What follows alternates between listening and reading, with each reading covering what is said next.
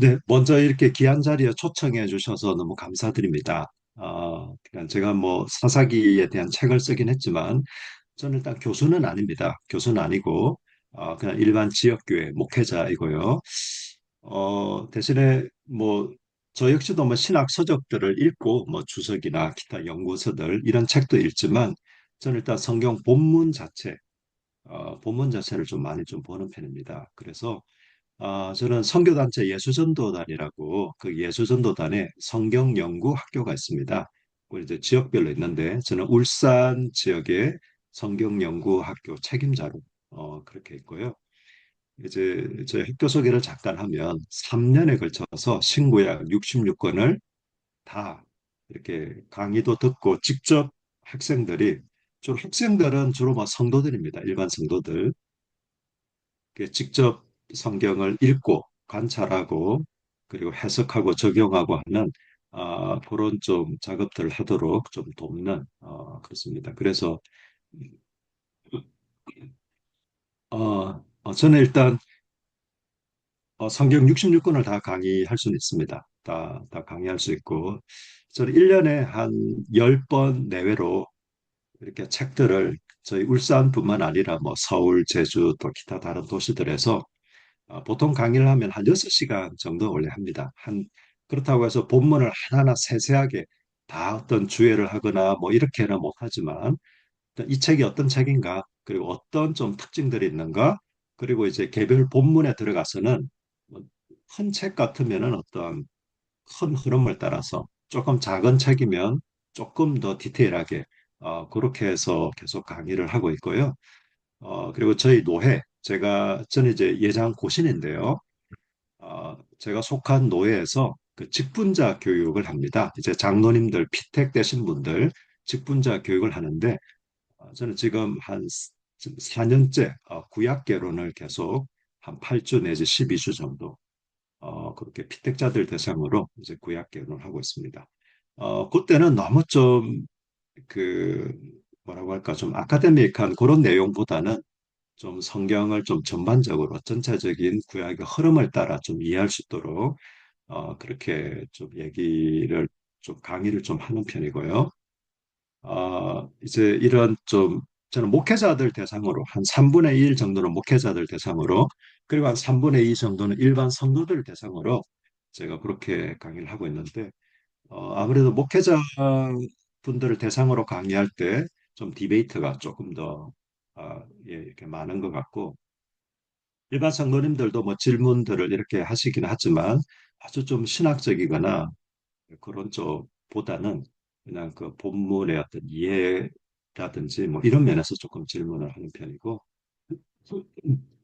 우재용 목사님과는 오랫동안 교제에 오면서 제가 정말 사랑하고 또 존경하는 제가 옆에서 그런 모든 또 어떻게 살고 계신지를 알기 때문에 그리고 우재용 목사님 이렇게 하시는 모임이라 어, 아주 쟁쟁한 분들이 참여하신 걸로 알고, 제가 많이 좀 긴장도 하면서, 그러나, 하여튼, 뭐, 또 주어진 시간 안에, 이렇게 제한된 시간 안에 제가 열심히 한번 좀 풀어내고, 나중에 때 질의응답 시간에도 뭐, 제가 다 알 수는 없겠죠. 제가 아는 만큼, 좀 모르는 것도 모른다고 말씀드리고, 또 여기 계신 분들 중에서 또, 또 어떤 해안이나 기타 이렇게 인사이트가 있는 부분들을 또 말씀해 주실 수도 있을 것 같습니다.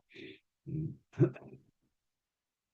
제가 준비한 PPT는 한 130페이지 정도 되는데요. 당연히 다 못할 거로 생각하고, 오늘은 제가 40페이지를 준비했습니다. PPT를. 그래서 오늘 목표는 한 50분 안에 이 40페이지를 다 소화하는 건데, 그것도 과연 될까?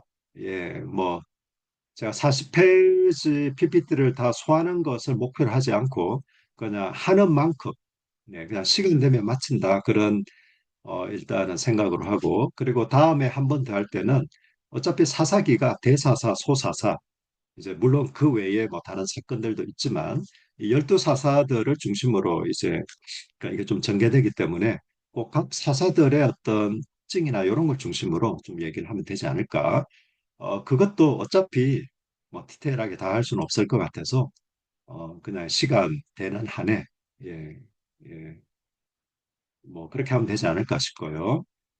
아, 네. 예, 그래서 일단 네, 이 책은 어떤 책일까라고 네. 이게 이스라엘 지도인데요. 뭐 지금의 어떤 예, 이런 걸로 해서 이스라엘이 굉장히 좀 남북, 예, 북쪽에 그래서 늘 문명들이 일어날 때마다 혹은 제국들이 일어날 때마다 굉장히 잔인한 제국으로 알려져 있는 아시리아, 뭐 성경에서는 아수르라고 되어 있고, 그리고 바벨론, 뭐 페르시아, 헬라, 로마 제국에 이르기까지 항상 위에 북쪽으로부터 밑에는 또 이집트로부터 이렇게 끼어 있는 나라. 예. 그래서 결국 신약 시대에 보면 복음이 서진을 하지 않습니까? 지금으로 치면 이제 튀르키예부터 그리스, 로마 이르기까지. 그래서 우리 조국 대한민국에까지 이르렀는데, 예, 뭐 요거는 그냥 참고로.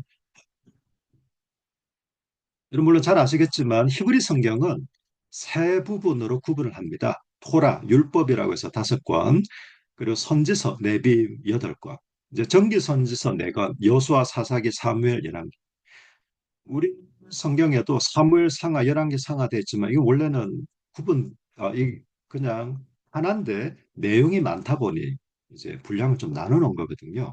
이렇게 해서 정기 선지서 4권, 후기 선지서는 이사야, 예레미야, 에스겔, 그리고 소선지서를 다 모아서 예, 이렇게 해서 총 8권으로 그리고 케투빔 이제 성문집이라고 해서 우리로 치면 이제 시가서를 포함해서 예, 뭐 에가라든지 또 에서더 다니엘, 에스라 느헤미야 역대기까지 역대상하 역대기까지를 어, 이 유대인들은 성문집으로 이렇게 분류를 했습니다.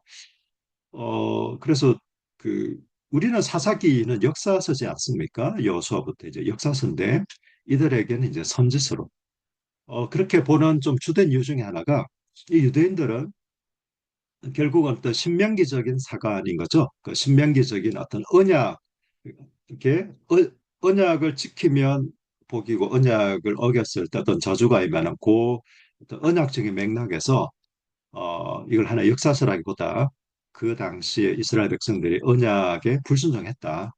예, 좀 우상을 숭배하고 하나님께서 그 가나안 땅 약속의 땅을 점령하라고 했는데 거기에 어떤 순종하지 않고 그러니까 어떤 선지 그 어떤 언약의 불순종한 뭐 그런 어떤 역사로 보기 때문에 좀 선지서로 보는 것 같고요. 캐투빔 같은 경우는 이 유대인들은 좀 그렇게 보는 것 같아요.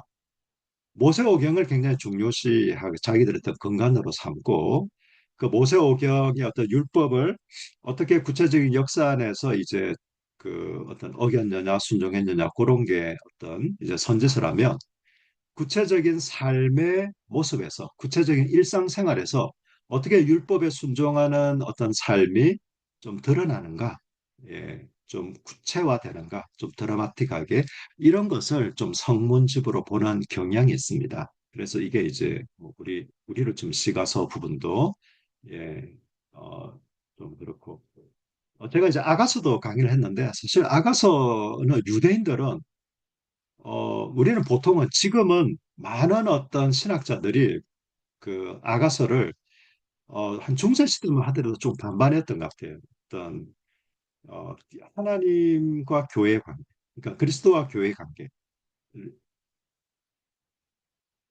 이제 이렇게 좀 상징하는 이런 걸로 봤다면, 그러면서도 어떤 인간의 그 어떤 가정이나 성의 아름다움, 뭐 이런 걸 좀 반반 정도 봤다면 요즘은 뭐 대체적인 신학적인 흐름 역시도 그럴 뿐만 아니라 제가 본문을 여러 번 읽고 물론 이제 뭐 본문뿐만이 아니라 여러 참고 자료들도 봤지만 아가서는 대체로 지금의 또 흐름에 저는 참 동의를 합니다. 이건 남녀의 아름다운 사랑. 그 다음에 볼 수 있는 게 어떤 그 뭐 그리스도와 뭐 교회의 관계 뭐 이렇게 우리가 좀 유추해서 그 다음에 볼 수 있는 거지. 요 자체는 보통 이제 그렇게 해석을 하는데 유대인들은 그런 해석을 굉장히 경멸합니다. 유대인들은 하나님과 이스라엘 관계, 아가서 그런 심지어 아가서는 13세 이전에는 절대 읽지 못하는 예, 그러니까 청소년들조차 청소년들에게도 약간 금기시하는 아가서 같은 경우는 굉장히 좀 그 직설적인, 네, 우리 지금으로 치면 약간 선정적으로 보이는 이런 표현들이 많거든요. 일단 우리가 번역 과정에서 좀 완화시키고 뭐 이렇게 해서 그렇지. 이제 그런 것도 구체적으로 그 어떤 우리의 삶의 정황에서 어떻게 율법 가운데 또 하나님의 언약 가운데 순종해 갈 것인가라는 것으로 유대인들은 좀 그렇게 보는 것 같습니다. 어쨌든 우리는 이 역사서로 이렇게 그래서 구약은 제가 이제 좀 우리 학생들한테 좀 그렇게 얘기를 많이 합니다. 구약은 5와 12만 기억하시라. 이렇게 율법서, 모세오경 5권, 역사서 12권, 선지서가 17권이긴 한데 대선지서 5권, 소선지서 12권, 그리고 시가서 허건지에서 5권. 이렇게 해서 5와 12만 기억해라 하고 그냥 뭐 좀 뭐, 뭐 이렇게 약간 재미를 곁들여서 뭐 그렇게 얘기를 하고요. 우리 기독교적인 우리 그 어떤 개신교에서는 이 역사서를 12권으로 이렇게 좀 분류를 하고 있습니다. 사실 역사서라 그럼 무엇인가? 역사서라고 해서 실정주의적인 역사 기록은 아닙니다. 그러니까 역사적인 사건들을 세세하게 시간별로 아니면 정확하게 기록하고 있지 않습니다. 물론 구약의 역사서들은 역사적인 정보는 담고 있습니다. 그러나 구약의 역사는 사실 해석된 역사입니다. 이건 신약도 마찬가지거든요. 신약에 사복음서가 있는데 사복음서를 이 마태, 마가, 누가, 요한 사복음서의 저자들이 예수님의 가르침과 행적을 있는 그대로 기록한 게 아닙니다. 그러면 도대체 그 분량에 기록할 수가 없는 거죠. 다만 그들이 복음서를 기록해서 그들이 그걸 어떤 이제 보내거나 일, 어, 이제 읽혀주려고 했던 그 대상들, 예를 들어 마타이 공동체라든지 뭐 이런 어떤 공동체에 적합하게 어, 예수님의 가르침과 행적을 그 어떤 저자의 의도를 따라서 의도적으로 예, 그 시사 선택을 해서 기록을 했습니다. 예를 들면 요한복음 같은 경우는 어, 이제 기적을 7개만 딱 기록합니다. 그러니까 그 뭐야 포도주 그 사건부터 해서 그리고 에고 에이미 나는 나다라는 것도 딱 7개만 이렇게 요한복음에 기록하고 있습니다. 이게 굉장히 의도적인 거죠. 예. 7개가 됐다 그럴 수가 없는 거죠. 대신에 마가복음은 많은 그 어떤 이적의 사건들을 기록하고 있습니다. 마태복음 같은 경우는 구약의 어떤 인용, 구약의 인용이 제일 많이 된 게 마태복음이고 또 무엇을 이루려 함이라 성취되었음이라라는 표현들이 제일 많은 게 마태복음입니다. 왜냐하면 마태복음은 유대인 그리스도인들이 주를 이루는 공동체에 보내진 거고 그들 위해 쓰여진 복음서이기 때문에 그렇습니다. 그래서 그 네 권의 복음서 역시도 어떤 그냥 있는 사실 그대로를 마치 그냥 어떤 예수님에 대한 정기를 기록하듯이 아니면 예수님에 대한 의록을 모아두듯이 그런 게 아니라 그들의 어떤 공동체에 뭔가 전할 말이 있기 때문에 전해진. 그리고 우리가 성경에 대한 이해는 기본적으로 그렇지 않습니까? 성경은 하나님의 계시라는 것은 글쎄요, 뭐 개인적인 견해는 뭐 제가 정확한 잘 모르겠지만 저는 성경은 100% 하나님의 계시라고 저는 생각하고 또 믿고 있습니다. 동시에 하나님이 사람을 통해서 그냥 성경 저자들한테 내가 지금 전해주는 거 불러줄 테니 받아 적어 라고 해서 기록한 게 아니라 그 사람의 어떤 지성 또 그 당시 어떤 자료 또 그 사람의 어떤 경험 이런 것을 다 사용해서 그러니까 사용해서 기록하셨기 때문에 우리가 성경은 한편으로는 하나님께서 인간 저자를 통해서 기록한 것이고 또 한편으로는 하나님 하나님 인간 저자의 어떤 분명한 관점이나 또 그의 경험, 그의 지식, 또 그 당시에 또 주변에 있던 자료들 이런 게 다 있음에도 불구하고 그것을 그냥 단지 인간의 문학 작품, 인간의 그냥 한 글로 보는 것이 아니라 우리는 성경으로 예, 그러니까 하나님의 계시로 그렇게 이해를 하고 있는 거죠. 어, 그래서 구약의 역사서 역시 마찬가지입니다. 예, 어떤 해석된 역사이고 이 성경의 저자들마다 어떤 이 기록 목적을 가지고 기록을 했다라고. 그래서 우리가 성경을 열 때 최소 뭐 신약 성경만 하더라도 2000년 전이고 구약 성경을 물론 뭐 관점에 따라 차이는 있지만 우리가 모세 시대 출애굽 시대를 좀 보면은 뭐 한 3200년 200년 내지 3400년까지도 우리가 멀게 보면 그렇게 볼 수 있기 때문에 정말 고대 중에 고대잖아요.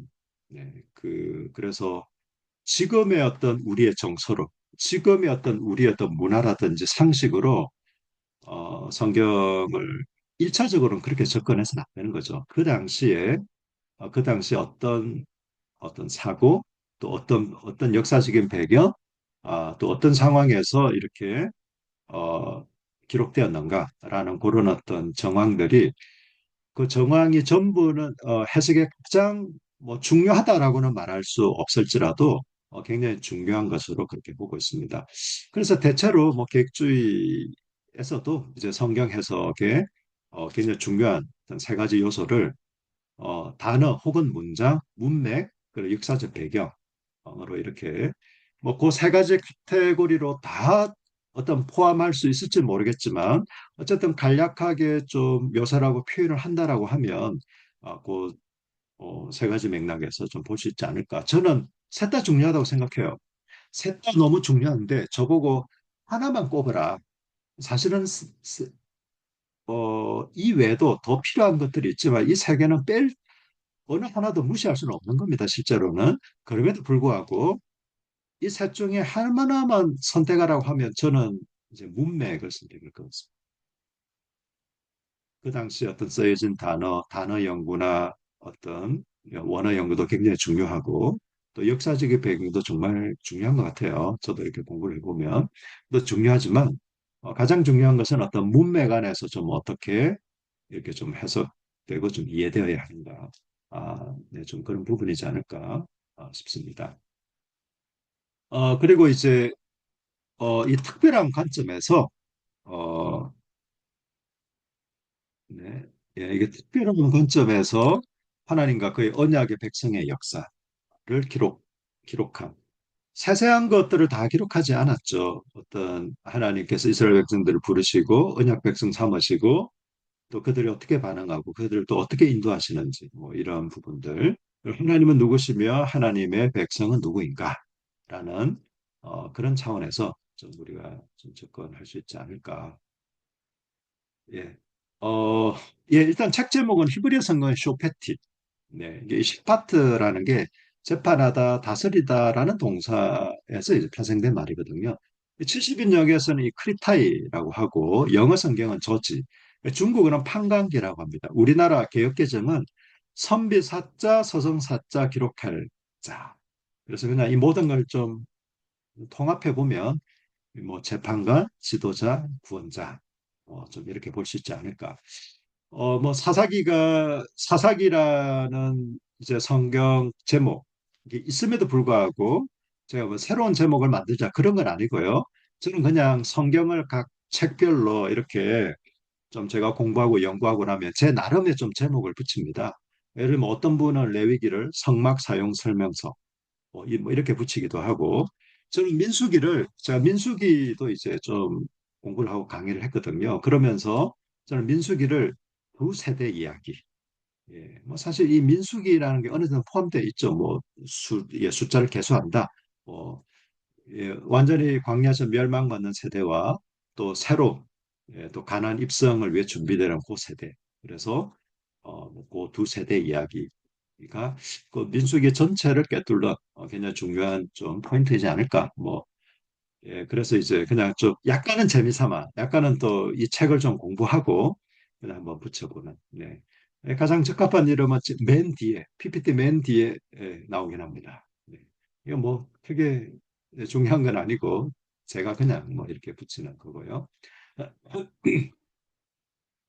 어, 이제 좀 전반적인 좀 흐름은 뭐 이렇게 다 아시겠지만 창세기가 이 족장 언약 땅과 백성과 복의 어떤 권한으로부터 이런 족장 언약 그리고 창조로부터 야곱 일가의 애굽 이주를 중심으로 뭐 이렇게 되었다면 출애굽 레위기 민수기는 이제 그 백성들을 그 언약 백성들을 결국은 가나안 땅을 인도하는 사실 광야 여행이라고도 우리가 뭐 표현을 하는데 광야를 텐트 치고 내지는 그냥 뭐 캠핑 가듯이 간 건 아니잖아요.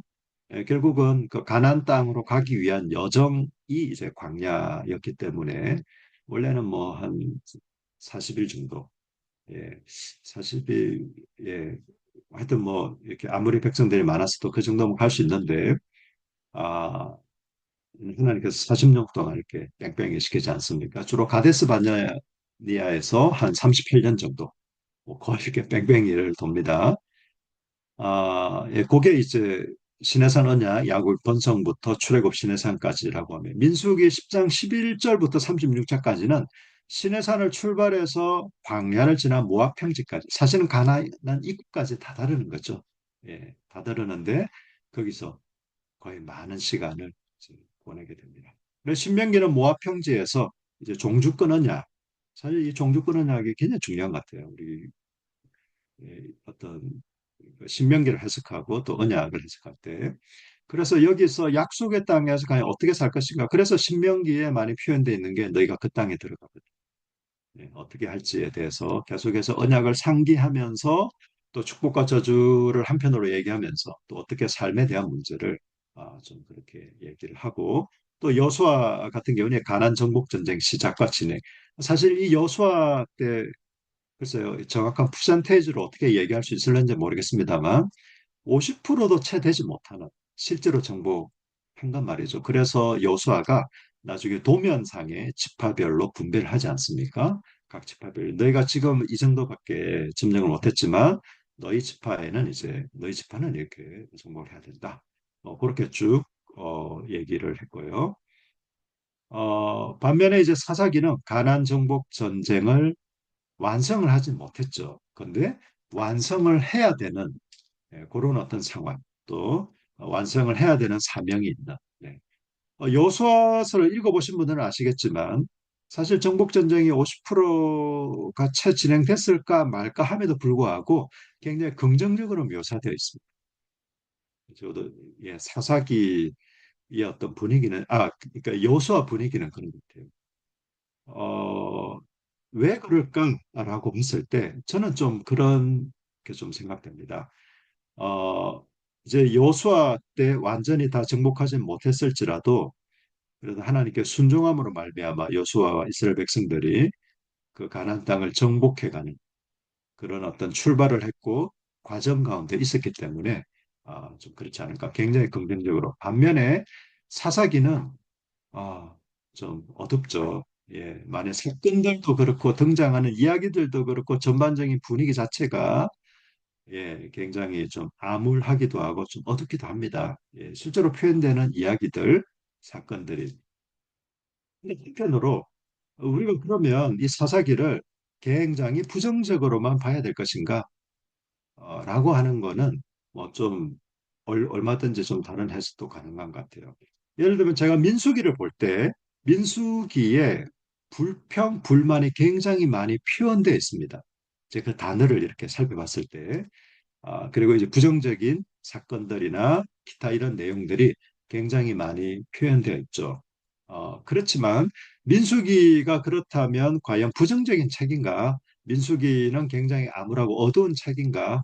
한편으로 사건들은 이제 불평하고 반역하고 대적하고 그래서 광야에서 1세대는 다 요수아와 갈렙을 제외하고는 다 죽임을 당하고 뭐 그런 실제 사건들이 있었음에도 불구하고 또 한편으로 민수기는 새로운 세대에 대한 또 가나안 입성을 준비하는 그런 면에서는 하나님의 말할 수 없는 큰 언약적인 사랑과 신실함을 한편으로는 나타내고 드러내는 책이 민수기지 않을까 싶기도 합니다.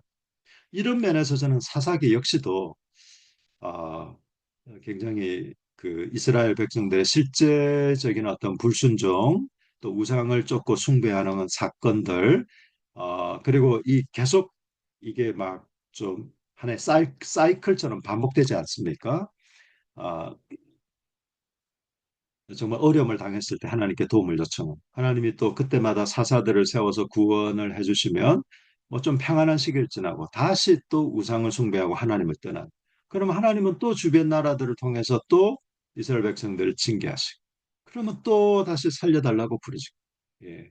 그러다가 점점 더 계속해서 좀 더 성숙하고 개선되어 가는 것이 아니라 점점 더 나빠지는 그래서 악화 일로를 걷는 그런 걸 이제 보통 그 사사기로 많이 좀 표현을 하고 거기에서도 동의를 합니다.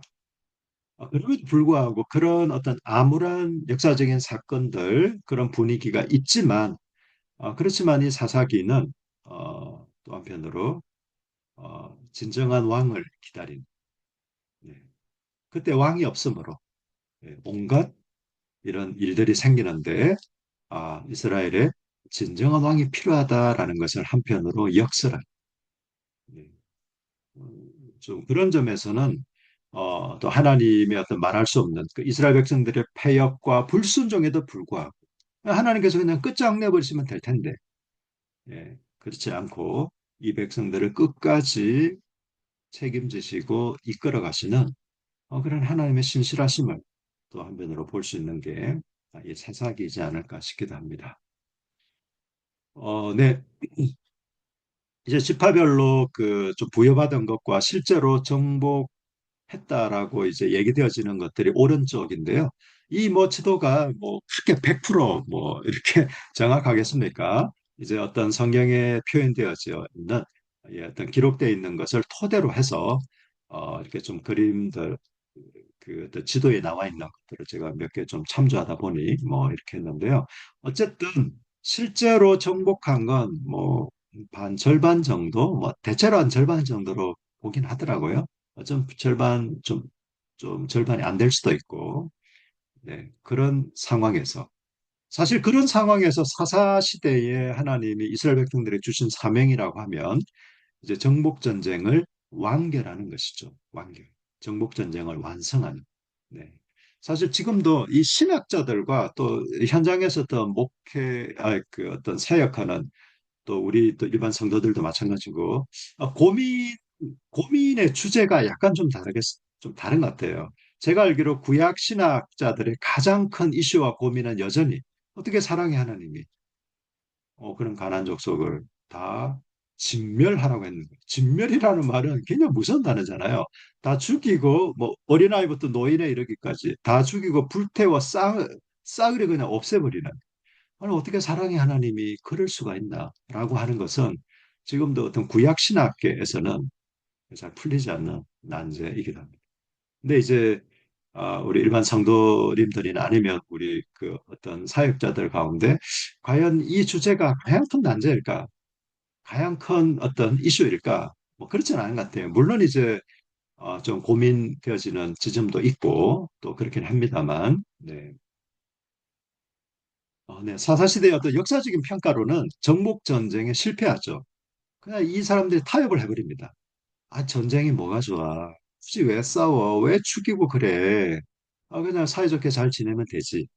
이런 식으로 그냥 그래서 사사기 특별히 이제 일장에 보면 각 지파별로 어떤 어떻게 정복을 했다라는 묘사들이 나오는데 사실 유다 지파를 제외하고는 굉장히 좀 지지부진한 그런 상태인 걸 알 수 있고 그리고 또 사사기 2장을 보면요 하나님 섬김의 실패 이제 구체적으로 어떻게 이 백성들이 결국은 그 사명을 감당하지 못하게 되었는가 가장 중요한 이유로 그런 점에서 어떤 신명기적인 관점 뭐 이라고도 얘기를 하죠.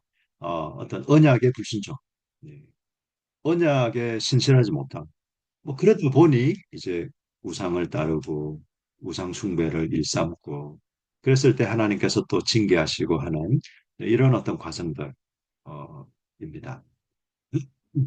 사사시대는 사사기 1장 1절에 나와 있는 것처럼 여수아가 죽은 후에 그러니까 여수아 사후부터 이제 사사시대 이때는 중앙 집권이 아닙니다. 뭐 제가 뒤에도 설명드리겠습니다만 사사들은 사실은 각 지파별로 어떤 이스라엘 지금은 중앙 집권의 어떤 왕정이 시작된 것도 아니고, 이미 사실은 이 사사기를 기록하는 것은 이미 왕정을 알고 있는, 왕정을 경험한 사람이겠죠. 뭐 그런 시대일 가능성이 많습니다. 아니, 그것도 모르는데 어떻게 왕을 언급하겠습니까? 그럼 어쨌든 이 어떤 그 최초의 왕, 사울 왕이 등극하기 전에 이 사사 시대라는 것은 중앙 집권적이지 않았기 때문에 각 지파별로 지역별로 뭐 그렇게 구원의 역사도 마찬가지고 어, 좀 그렇게 되었던 것 같고요. 그리고 왕정이 시작되기 전 그래서 그때 이스라엘의 왕이 없으므로 이런 표현들이 등장합니다. 하나님은 그때그때 이스라엘이 어떤 고통받고 그들이 하나님께 울부짖고 부르짖었을 때 사사들을 통해서 구원을 하시는데 이 지역적 지파별 리더십을 발휘할 수 있도록 그렇게 했고요. 사실 여기 쓰임받은 사람들이 대체로 좀 부족한 사람들이었습니다. 대부분. 특히 이제 사무 같은 경우는 이방인으로 추정됩니다. 예. 아버지 아낫은 가나안 신들 이름 중에 하나 것 같고요. 그리고 애국 같은 경우는 이제 그 왼손잡이라고 되어 있는데 어떤 그 원어적인 표현으로 왜 오른손을 잘 쓰지 못하는 그러니까 오른손에 장애가 있는 사람인 거죠.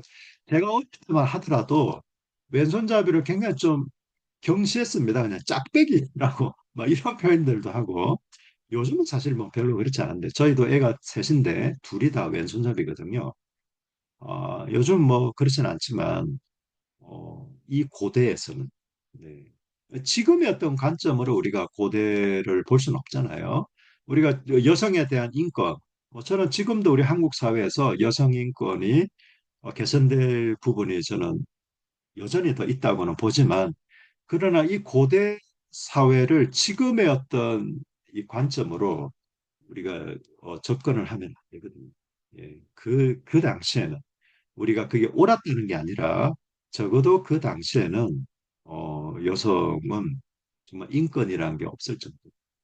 그래서 이스라엘 역시도 마찬가지입니다. 무슨 서원을 하더라도 미혼일 때는 아버지의 허락을 구해야 되고 기혼일 때는 남편의 허락을 구해야 돼요. 그래야 서원도 할 수 있었고, 뭔가 집문서 하여튼 뭐 계약을 하나 하더라도 어, 아버지나 남편이나 만약에 남편이 죽었다면 아들의 이름은 그래서 이 고아와 과부가 가장 사회적인 힘없는 약자들의 어떤 그 이 대표성을 갖는 어떤 표현들이고 특별히 아들 없는 과부는 정말 보호받을 길이 없는 너무나 좀 가련한 존재로 그렇게 좀 여겨졌습니다. 여성도 마찬가지입니다. 여성의 어떤 인권을 뭐 이렇게 비하하는 것이 아니라 그 시대 상황에서 이제 그렇다는 거고요. 기도원 같은 경우도 뭐 우상 숭배 집안이었고, 입다 역시도 첩의 아들이었죠. 그럼에도 불구하고 이 사사들이 탁월하고 뛰어나고 그들의 어떤 뭐 영성과 헌신이 너무 훌륭하기 때문에 이 이스라엘 백성들이 구원을 받은 것이 아니라 그 사사들의 부족함에도 불구하고 언약에 신실하신 하나님으로 인해서 어, 예, 어떤 그들이 건짐을 받았던 어, 그런 구원의 역사인 것을 우리가 알 수 있습니다. 기본 사이클이 계속 반복이 되어지죠. 그래서 이 장에 좀 잘 나타나 있는데요. 이스라엘이 배교를 합니다. 여호와의 목전에 악을 행하죠. 그랬을 때 하나님이 징계합니다. 주변에 있는 대적들을 통해서 괴롭게 합니다. 막 곡식도 수탈하게 만들고 괴롭히 시죠. 그럼 이스라엘은 부르짖습니다. 제발 살려주십시오. 그럼 하나님은 이제 사사를 통해서 구원하시고 그러면 적어도 사사들이 살아있는 동안에는 이스라엘의 평안이 찾아오는 이 사이클이 있는데 근데 이제 이게 안타깝게도 계속 이게 반복이 됩니다. 제가 여기 나와 있는 3장 7절, 12절, 4장 1절, 6장 1절, 10장 6절, 13장 1절들을 여러분 구체적으로 한번 확인해 보시면 계속해서 이제 이런 표현들이 나타나고 점점 더 갈수록 더 악화된 네. 좀 어느 정도 이렇게 매를 맞고 그럼 정신을 차리고 좀 다시금 경계를 삼아서 좀 교훈을 삼아서 좀 더 개선되고 좀더 발전되면 참 좋을 텐데, 우리도 참 그런 게 좀 쉽지 않다라는 걸 많이 좀 경험하지 않습니까? 예, 점점 더 어떤 악화되는 그런 상황을 알 수 있습니다. 한 세 개 정도 사이클이 이렇게 있는 것 같아요. 이 3장부터 9장까지는 제가 앞서 소개해드린 그런 사이클이 그대로 돕니다. 예, 범죄, 징계, 강구, 구원, 평화. 그런데 이 10장과 12장은 한 네개로 도는 것 같아요. 범죄, 징계, 강구, 구원. 평안에 대한 얘기가 없습니다. 13장과 16장은 더 심각합니다. 범죄하고 징계하고 구원자를 통해서 구원을 하시는데 이스라엘 백성들이 뭘 안 하죠? 강구를 하지 않습니다. 네. 이 13장과 13장부터 16장까지가 어느 사사가 등장하죠? 네, 삼손이 등장합니다. 네. 그래서 제가 삼손 얘기까지 과연 할 수 있을까 싶긴 한데, 사실 삼손에 대한 오해가 너무 많은 것 같아요. 저는 뭐 삼손의 변호인도 아니고, 예, 무조건 삼손이 뭐 잘했다 이런 얘기를 할 생각도 없고, 삼손의 허물이 분명히 있습니다. 삼손의 허물이 분명히 있음에도 불구하고, 삼손을 너무 그냥 뭐 어떤 그 여자 꽁무니나 쫓아다니는 사람, 이렇게 보는 경향들이 많은데, 사실 사사기 내에서는 삼손을 20년 동안 사사로 있었다라는 표현을 두 번이나 하고 있어요. 여러분, 수태고지는 아무나 받는 게 아닙니다. 예, 수태고지는 우리가 시중에서도 알 수 있잖아요. 세례요한과 예수님. 네, 구약에서는 삼손입니다. 네. 이제 그 공가가 다 있습니다. 삼손이 공가가 다 있긴 있는데 너무 그런 좀 한편으로 너무 좀 치우친 이런 좀 이해들이 있어서 혹시나 좀 기회가 되면 그런 부분도 잠깐 나누면 좋겠다 싶고요. 저는 이 사사기의 어떤 왕에 관련해서 여전히 저는 뭐 100%다 해소된 건 아니지만 여전히 좀 고민도 있고 하지만 제 나름대로 지금까지 정리한 것은 긍정적인 것과 부정적인 것이 분명히 존재하는 것 같아요. 그러니까 예를 들면 부정적인 것은 이 왕의 제도가 생겨난 게 이게 그 물론 신명기에서 이미 왕의 제도를 말해 놓았지만 그런 이스라엘 백성들의 어떤 연약함을 아시기에 하나님 말씀해 놓으신 거거든요. 근데 이제 백성들의 요청에 의해 어쩔 수 없이 왕의 제도가 생겨나게 됩니다. 사실 이때 이스라엘 백성들은 그냥 주변 나라를 보니까 어떤 강력한 어떤 왕권을 중심으로 한 이런 중앙 집권 이런 체제가 굉장히 그 나라가 어떤 강하고 또 어떤 힘이 있겠다 싶어서 어, 사실 왕의 제도를 요청합니다. 그렇지만 이스라엘 왕은 하나님이시잖아요. 그런 면에서 왕의 제도를 허락하시지만 하나님은 굉장히 어, 이 섭섭한 마음을 또 한편 나타내십니다. 그렇지만 또 한편으로 이 왕의 제도에 대해 신명기에서 이미 얘기해 놓기도 했고 또 우리가 잘 알고 있다시피 이 다윗이 여러분 완전하다는 게 아니에요. 다윗도 굉장히 악한 모습이 많습니다. 단지 뭐 바세바 사건뿐만이 아니라 솔로몬은 제가 생각할 때 진짜 나쁜 놈이고 다윗은 조금 덜 나쁜 놈. 예.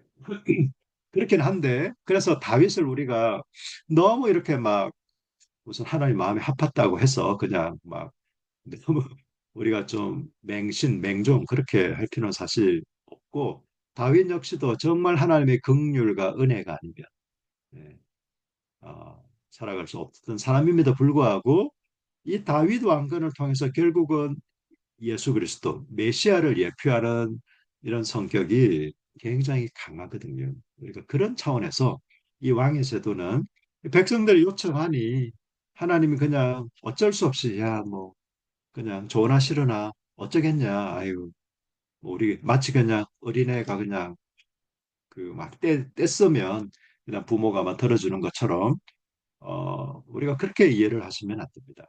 사실 좋은 부모는 아무리 애가 막 들어 누워서 발을 동동 굴리더라도 뭐 들어주면 안 되잖아요. 저는 저희 교회 성도들한테 그렇게 얘기합니다. 만약 애가 이렇게 들어 누워가지고 발을 동동 굴려면 그냥 가만히 있으라고 그랬어요. 한 3분, 5분 가만히 있으면 지가 지풀에 쓰러져가지고 어떻게 다 했어? 그래 그럼 일어날까? 그렇게 하면 된다고. 예. 뭐 누워서 떼쓴다고 해서 들어주면 그 아이한테 별로 오히려 더 악영해야 됩니다. 그래서 우리 하나님은 절대 그럴 분이 아닙니다. 우리가 들어놓아서 떼쓴다고 해서 아이고 그래 그래 알겠다. 간혹 좀 그렇게 하셨으면 싶은 마음도 있어요. 예, 제가 오늘 설교도 이제 제가 요나서에 대해 설교했는데 제 주위에 저를 포함해서 제 주위에 하나님께 섭섭한 분들이 너무 많아요. 저도 사실 하나님께 섭섭한 거 너무 하나님 왜 이러시나 이해도 안 되고 어쩔 때는 용납도 잘 안 돼요. 예. 그러나 이제 결국 시편 기자처럼 사실 시편은 한식시가 많습니다, 실제로. 굉장히 좀 완화된 표현이 있지만 하나님 어째 그럴 수 있습니까? 진짜 우시 막 이런 거거든요. 쉽게 말하면 하나님께 대해 한탄하고 막 울부짖고 부르짖고 탄식하지만 결국 그게 나중에 가면 또 하나님을 인정하고 고백하고 또 신뢰하는 것으로 바뀝니다. 그래서 우리가 너무 좀 뻔한 결론보다는 예, 하나님께 얼마든지 탄식할 수 있습니다. 사람에게 탄식하지 않고 예, 그 환경 탓, 다른 사람 탓, 또 어떤 분은 너무 화살을 자기 자신에게 쏘아요. 예, 내 탓, 뭐 이렇게 하지 마시고 그냥 탄식할 일 있으면 좀 하나님께 하시는 게 더 좋을 것 같아요. 하나님 어째 이럴 수 있습니까? 예, 이러고도 당신이 나의 하나님입니까? 제가 볼 때 괜찮은 것 같습니다. 그렇다고 해서, 야, 너 어떻게 그따위로 말할 수가 있어? 이런 분은 아니신 것 같아요. 네. 그렇다고 막 우리가 막 하나님을 저주하고 욕하고 막 그렇게 하자는 건 아니고, 우리의 정말 다 상한 마음은, 예, 그냥 사람 앞에 쏟아놓은 분들 별로 좋을 게 없더라고요. 예. 하나님께 하소연하고, 하나님께 토로하고, 하나님 불쌍히 여겨 주십시오. 뭐 때로는 좀 원망도 하면서 그러나 결국 그게 나중에는 이제 하나님을 인정하고 감사하고 고백하게 되는 네. 그러나 그 과정 역시도 저는 좀 필요하다고 봅니다. 네. 제가 시편을 좀 읽고 공부를 하면서 예, 했던 네. 시간이 거의 다 됐는데 제가 어쨌든 좀 할 수 있는 부분까지만 좀 하겠습니다. 어, 유다 지파가 부상이 됩니다. 예, 그래서 1장과 20장에서 우리 가운데 누가 먼저 올라가서 가나안 족속과 싸워 합니까라고 물어봤을 때 유다가 먼저 갈 것이다라고 얘기해요. 네, 유다가 먼저 가는 게 좋겠다. 그래서 예, 예, 한편으로 이 베냐민 지파와 사실 좀 비교하는 것도 있습니다. 저는 이게 저자의 좀 의도 같기도 해요. 예, 사실 베냐민 지파를 약간 까면서 왜 베냐민 지파를 깔까요?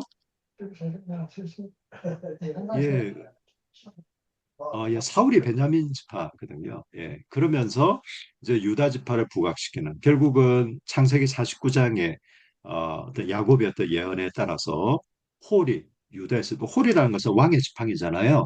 그 왕이 유다 지파로부터 나올 것이다라는 아, 그런 어떤 언약적인 성취가 이제 이 사사 시대에 시작되는 그런 맥락에서 어, 예, 예, 사사기는 이제 예, 요거까지만 하겠습니다. 제가 비평적 방법까지는 못 들어갈 것 같고 요거까지만 사사기 아니, 내용 아니, 부분은 크게 좀 더 해도 될 것 같아요. 예, 그럼 예, 한 9시까지 아홉 하시고, 예, 9시까지 하시고, 알겠습니다. 우리 뒤에 좀 이야기합시다. 예. 네, 감사합니다. 네. 사상에 일단 1장과 2장을 서론으로 대체로 봅니다. 저도 이제 본문을 정말 예, 수십 번을 읽었습니다. 수십 번을. 그리고 막 관찰하고 뭐 또 이제 여러 어떤 신학자들의 어떤 이런 그 연구서라든지 주석들을 제가 참고를 해도 대체로 한 1, 2장을 그냥 서론으로 뭐 이렇게 보고 그래서 1장과 2장은 사실은 왜 비슷한 내용이 나타날까? 여기에 대한 사실 좀 고민이 이렇게 많은데 저는 그냥 이중서론으로 좀 해석을 합니다. 네. 똑같은 걸 굳이 막 반복을 했다. 그래서 뭐 예를 들면 우리가 좀 여러 가지 저는 비평적인 방법을 다 나쁘다기보다 저는 다 수용 못하지는 않습니다. 결국 비평학이라는 것은 물론 이제 비평학의 부정적인 요소도 저는 한편으로 있다고 생각해요. 그러나 불평학이라는 것 자체가 성경을 보다 더 객관적이고 학문적이고 과학적으로 잘 밝혀내고 이해하려고 하는 시도로부터 그런 마음으로부터 시작되었기 때문에 그 비평학에 대해서 처음부터 닫힌 마음 뭐 필요 없을 것 같아요. 뭐 사실 여기 계신 분들은 이미 충분히 열린 마음으로 수용하고 계시겠지만 저는 사실 좀 보수 교단에 좀 속해 있었고 저는 제가 개척을 하고 제가 성경을 개척을 하고 나서 한 4, 5년 정도까지 뭐 별로 할 게 없잖아요. 뭐 별로 예, 신방도 할 게 없고 전도도 하루 종일 뭐 전도하는 것도 아니고 제가 성경을 할 일이 없어서 성경을 너무 많이 봤어요. 예, 성경 공부를 그냥 제 어떤 나름대로 그렇게 하면서 저는 관점이 오히려 저는 신학교 다닐 때 정말 뭐 예를 들면 어떤 문서설 내지는 역사 비평, 뭐 문학 비평 이런 책 내용을 배우는 게 아니라 그러니까 비평학을 비평하는 예. 그러니까 우리 교수님들이 비평학이 왜 잘못됐는가? 이것을 얘기하니까 비평학이 도대체 뭔가? 어떻게 시작됐는가? 무엇을 말하고자 하는가? 여기에 대해서는 별로 귀를 이렇게 좀 기울일 기회가 별로 없었어요. 근데 오히려 저는 이제 제가 개척을 하고 성경을 보고 막 또 신학 서적을 보고 그렇게 하면서 저는 오히려 훨씬 더 제 어떤 시야라든지 성경을 이해하는 폭이라든지 비평학을 수용하는 게 제가 물론 100%다 수용하진 않지만 그런 면에서 훨씬 더 좀 이렇게 열리게 된 것 같아요. 네, 뭐 그건 사람마다 다를 수 있고 어떤 게 뭐 정답이다 이런 건 없기 때문에 뭐, 예. 그래서 저는 이제 저희 교회 성도님한테도 예를 들면 시간 관계에서 여기는 그냥 넘어가겠습니다. 본론은 3장부터 16장까지 이제 사사들을 통한 구원. 예, 이게 이제 좀 본론에 해당되는, 네, 뭐 12명의 대사사, 소사서 구원되는. 그리고 사사기 17장부터 21장까지는 큰 두 가지 사건이 등장합니다. 근데 사실 이건요, 시기적으로 보면 사사기 초기 사건입니다. 18장에 모세 증손자 요나단이 나오고요. 그리고 20장에 아론의 증손자 비너스가 등장합니다. 이건 당연히 세사 초기거든요. 그러면 그럼 왜 그래서 이제 이거는 시간적으로 구성된 게 아니다라는 걸 알 수 있는 거죠. 이 저자가 분명히 의도가 있겠다 싶습니다. 1장, 2장의 어떤 대략적인 어, 이런 것을 가지고 어떤 서론을 했다면 그리고 3장부터 16장까지를 통해서 이제 구체적인 어떤 사사들과 또 사건들을 언급하면서 얘기를 했다면 요 마지막 17장과 21장 사건을 굳이 이 사사 초기에 일어난 사건임에도 불구하고 왜 이것을 뒤에 배치를 했을까? 예. 그건 제가 30일 본문을 뭐 이 21장까지 나가지 않더라도 제가 초반에 서론을 좀 얘기하면서 좀 같이 좀 언급을 하도록 하겠습니다. 어, 누가 기록했는가? 를 그냥 간략하게 보겠습니다. 이스라엘 역사를 잘 알고 있는 사람인 건 분명히 봅니다. 왜냐하면 여호수아와 직접적으로 연결되어 있고 여러 사건들을 구체적으로 언급하고 있습니다. 이건 그냥 전해 들었거나 그냥 이렇게 뭐 해가지고는 좀 쉽지 않은 그 당시에 자료들을 참고했다는 것도 좀 쉽지 않습니다. 적어도 있어요. 뒤에 가면은 선지자 그룹이 나옵니다. 이제 아, 보통 이제 선지서들도 이제 기록 선지자가 있고 그냥 선지자로 우리가 구분을 하지 않습니까? 그랬을 때 어떤 이 기록하는 선지자 그룹들이 나오는데 그때부터는 이제 어느 정도 자료들을 좀 활용하기도 하고 또 구전되어 오는 것들이 좀 정리되기도 하고 또 그런 게 나오는데 적어도 이 시기 때는 그런 거는 좀 주변에 어떤 자료들이나 이런 게 좀 쉽지 않아 보이긴 합니다. 어, 뭐 예를 들면 온니엘의 드빌 정복이라든지 남겨둔 여부서 족속이라든지 또 요셉 가문이 베델을 공격했다라든지 뭐 하여튼 이런 구체적인 기록들을 볼 때 적어도 이 이스라엘 역사를 잘 알고 있는 사람이었을 것이다. 그리고 왕정 시대 사람이었기 때문에 그때는 이스라엘 왕이 없었다라는 표현을 할 수 있지 않았을까. 그리고 다윗과 연관된 인물로 보이긴 합니다. 왜냐하면 1장 21절에 보면 베냐민 자손은 예루살렘에 거주하는 여부수 족속을 쫓아내지 못함으로라고 하는데 이 여부수 족속을 쫓아내기 이전인 거죠. 사실 다윗이 왕이 되고 난 뒤에 여부수 족속이 다 쫓겨나지 않습니까? 그런 걸로 봤을 때는 그 시대를 알고 있는 사람. 네, 좀 이렇게 보여집니다. 그리고 선지자적인 관점, 우리가 흔히 말하는 신명기적인 관점을 가지고 있었던 건 분명합니다. 그리고 이 사사기 2장 1절부터 5절까지는 이 신명기 언약 말씀을 기반으로 해서 이스라엘이 어떻게 범죄했고 하나님을 떠났는가라는 것을 묘사하고 있습니다. 그러니까 이스라엘의 고난의 원인이 단지 좀 열심히 하지 않았거나 뭐 그냥 단지 좀이 파편적으로 불순종한 것이 아니라 우상 숭배에 있다 하는 것을 얘기하고 있습니다. 사실 이스라엘 백성들은 한 번도 하나님을 떠난 적은 없죠. 예, 그냥 겸하여 섬겼을 뿐이죠. 하나님도 섬기고 우상도 섬기고. 예, 공식적으로는 이제 어떤 분들은 그 아합 시대는 드러내놓고 그냥 바알을 숭배했으니까 그 시대 정도 뭐 이지 않을까 뭐 얘기하는 부분들도 있는데 뭐 그럴 수도 있고 하여튼 이스라엘 역사에서 이스라엘 백성들이 대놓고 그냥 뭐 하나님을 버린 적이 없지만 참 애매한 그리고 이제 어떤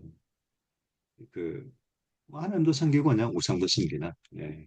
그래서 특별히 어떤 열왕기 저는 구약 역사를 특별히 해석하는데 열왕기서가 너무 중요합니다. 실제로 뭐다 이제 뭐 공부해 보셨겠지만 그래서 이 열왕기 어떤 저자가 결국 그 어떤 왕들을 중심으로 얘기하지만 그 왕에 대한 얘기만은 아니거든요. 예. 그 당시에 이스라엘 백성들 왕을 포함해서 또 왕을 대표로 해서 그 당시 이스라엘 백성들의 어떤 언약적인 순종과 불순종을 얘기하는데 아, 그 역시도 어떤 가장 큰 이유 하나님이 미워하신 그리고 언약을 배반했다라는 가장 큰 원인으로 우상 숭배를 언급합니다. 그건 어쩔 수 없는 것 같아요. 그리고 글을 읽고 기록한 사람으로 보입니다. 그 당시 선지자나 제사장 그룹 100년 전에 미국의 문명률이 90%였거든요. 100년 전에. 미국의 글을 읽고 쓰는 사람이 한 10% 정도. 그럼 이때는 어땠을까요? 어떤 사람은 한 3%, 어떤 사람은 5%. 정말 제사장이나 어떤 선지자 그룹이 아니었으면 거의 글을 읽거나 쓰지 못했다고 봐야 될 거예요. 그래서 그 어떤 면에서는 종교 권력, 이었을 수도 있고, 또 이제 우리 흔히 말하는 어떤 서기관 그룹, 그런 사람들이 어떤 해야 되는 역할들이 있었을 텐데, 역대상 29장 29절로 30절에 보면 선견자 사무엘의 글과 선지자 나단의 글과 선견자 갓의 글에 다 기록되어 있다라고 이런 표현들이 뭐 이런 역대상뿐만 아니라 군데군데 이제 나오기도 합니다. 탈무드는 사사기와 룻기의 저자를 사무엘로 봅니다. 근데 저는 이제 결론적으로 물론 사사기의 저자를 뭐 사무엘로 보지 않는 분들도 사실 많습니다. 특히 어떤 구약 신학계는 예, 사실 좀 더 그렇지 않은 편이기도 하고. 근데 저는 이 왜냐하면 사무엘은 사울 왕 때 죽거든요. 다윗 왕의 초기도 보지 못한 사람이 사실은 사무엘입니다.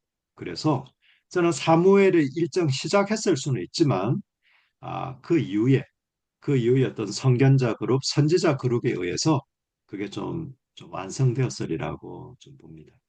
고대일수록 어떤 분이 시작을 해서 거기에 어떤 후계자라든지 예를 들면 모세의 후계자 요수아가 신명기에 보면 모세의 죽음이 나오잖아요. 그래서 이제 좀 보수 신학계에서는 모세가 왜 자기 죽음을 왜 기록할 수 없냐, 뭐 그렇게까지도 얘기하는데, 뭐 저 역시도 사실 좀 보수적인 입장이긴 하지만, 사실 좀 쉽게 받아들이기 좀 쉽지 않습니다.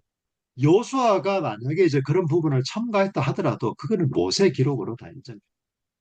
지금처럼 엄격하게 뭡니까 이 카피 내지나 이런 걸 따지고 그런 게 아니라서 이 역시도 이제 그냥 전통적으로 탈무드나 유대인들은 다 룻기와 사사기를 그냥 사무엘이 어떤 저자다 뭐 이렇게 하는데 유대인들이 그렇게 보기 때문에 우리가 꼭 그렇게 봐야 될까? 뭐 그렇지는 않은 것 같아요.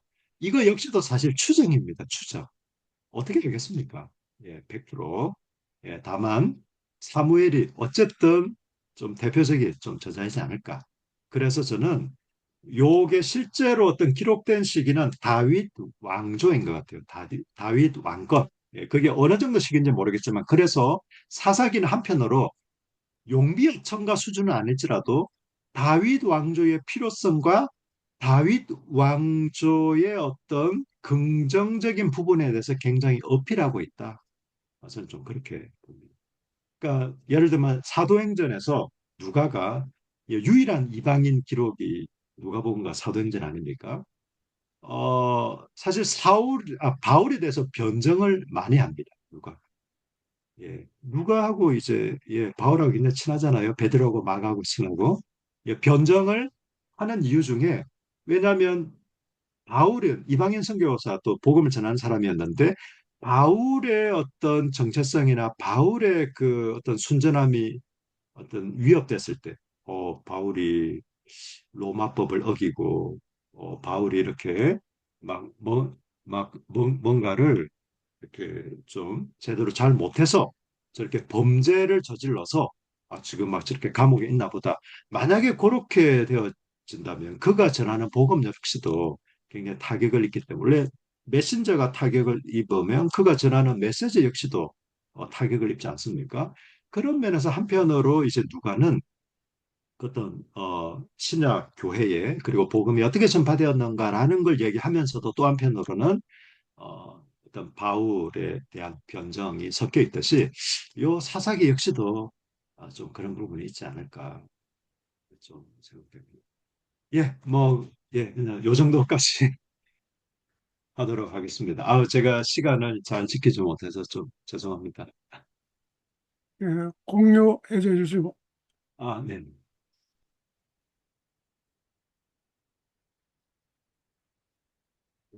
공유를 해제를 해야 예, 네. 화면이 다 나옵니다. 예, 네네. 예, 수고하셨습니다. 네.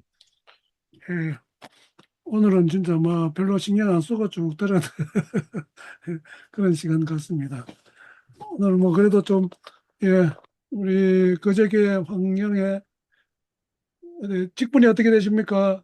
마이크가 꺼져 있습니다. 마이크. 집사예요. 예? 예, 집사입니다. 집사님. 우리 그래, 황 집사님은 뭐 어려운 거 하나도 없었죠? 아, 네, 조금 들면서. 네, 예. 너무 우리 좀 말씀을 잘 뭐 주셔서. 이야기할 게 있으면 조금 이야기를 좀 나누면 좋겠습니다. 우리 김정일 목사님이 우리 저기 금요일 날 또 모임에 사사기 또 이렇게 간단하게 또 이야기도 하고 계획이 돼 있는데 한번 좀 이야기를 해주시면 좋을 것 같아요. 마이크를 좀 켜시고. 왜 하필이면 저한테 먼저 말을 시킵니까? 제일 만만하기도 하고. 만만합니까? 후배를 존중을 해주셔야지 후배를 함부로 그렇게 대하시면 안 되는데. 날도 더운데. 근데 이때까지 다 존중해주고 있었고 지금도 그래 하고 있는데. 배를, 사랑하셔서, 후배를 사랑하셔서. 예, 예, 목사님, 강의 잘 들었습니다. 감사합니다. 예, 어, 제가 감히 어떻게 무슨 말씀을 드리겠습니까? 다만, 제가 요즘에 그, 에리히 챙어라고 하는, 잘 네. 보이는지 모르겠습니다. 잠깐요. 신약 성경 개론. 비디오가, 이게 화면이 흐려져가지고, 배경이 흐려져가지고, 예. 요, 혹시 이 책을 구약 좀 성경 개론. 보셨는지, 예, 에리 챙어라고 하는 그 카톨릭 신학자가 주로 썼고, 여기에 이제 또 어떤 부분은 또 다른 학자들이 썼어요.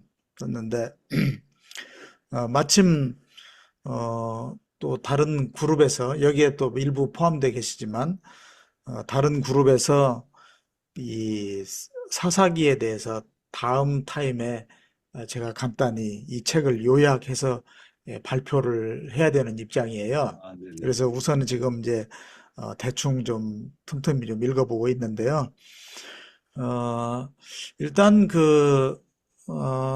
목사님께서 이렇게 전반적으로 말씀하셨던 내용은, 말하자면 이제 좀 소위 보수적인 입장에서, 네네. 많이 이렇게 설명을 해주신 것 같아요. 예, 네. 근데 보수적인 입장이긴 하지만은, 그래도, 좀, 뭐라 그럴까, 성서 비평, 역사 비평, 여기에 대해서도 다소 조금 열려 계시는 어떤 그런 네네. 입장이긴 하지만 또 그렇다고 해서 완전히 오픈되어 있지는 않는 그런 약간 애매한 네. 스탠스 이신 것 같아요. 근데 저는 제 개인적으로는 어, 목회를 처음 시작할 때 한 10여 년 전에는 굉장히 보수적인 입장에서 성서를 해석하고 특히 그 개혁주의적인 전통의 신학교를 나왔기 때문에 그런 문맥을 강조하고 하는 그런 그 해석에 굉장히 천착하고 심지어 저는 창조과학회 운동까지 할 정도로 어, 문자주의적인 어떤 그런 네. 해석에 좀 집착을 했었댔습니다. 네. 이제 그러다가 이게 자꾸 교인들하고 성서 공부를 하는데 성경 강해도 해야 되고 공부를 하다 보니까 이게 개혁주의 입장에서 성서를 설명한 것이 아예 앞뒤가 안 맞는 게 자꾸 많이 발견되는 거예요.